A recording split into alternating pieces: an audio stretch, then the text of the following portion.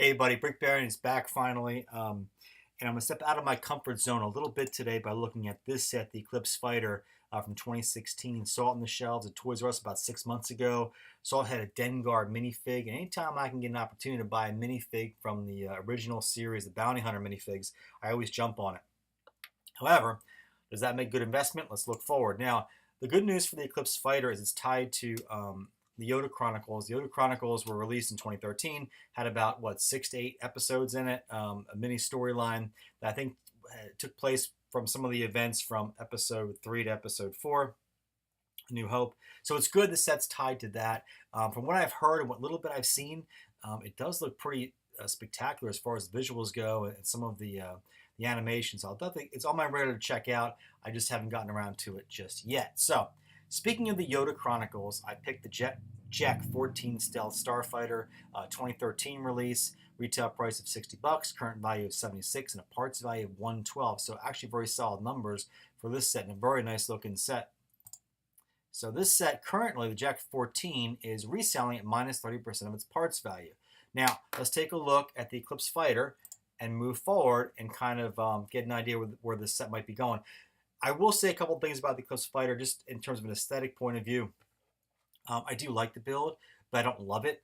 I like that it's tied to specific events in the Star Wars timeline, but again, those events are pretty small when you consider how big the timeline is, and either one of the minifigures, although they're nice printing, they're not really headliners.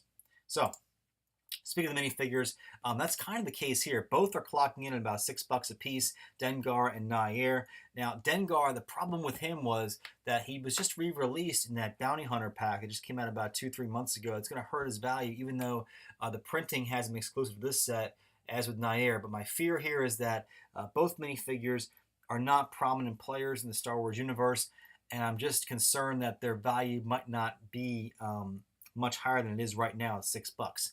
Let's move forward. So the parts value on the set are $45. It's an average spread, considering a retail price of $30. So 2 years after retirement, what are we looking at? About $31 in the set, and that is, I feel, a very reasonable expectation. It does take about 2 years before it starts to show any sign of profit there. So 8 years out, we're looking at about $50. And I think that's also, I'm actually comfortable with that number. I don't think that, I think it's about the best it's going to do. It has too many limitations for me. It doesn't mean it's not a good set. And there's certainly some money there if you want to hold on to it. And I think that's really the key here, is you have to hold on to this thing for at least about 6 to 8 years before you can flip it for something. Certainly not a short-term flip here by any stretch of the imagination. Another thing you want to consider too is how I look at it is like this. You know, there's always a chance I might be stuck with the set if it doesn't do as well as I thought. So do I want to be stuck with the Eclipse Fighter, 5, 6, 7 years down the road holding on to this thing? I don't like it enough for that, so I'm probably going to pass on it for me.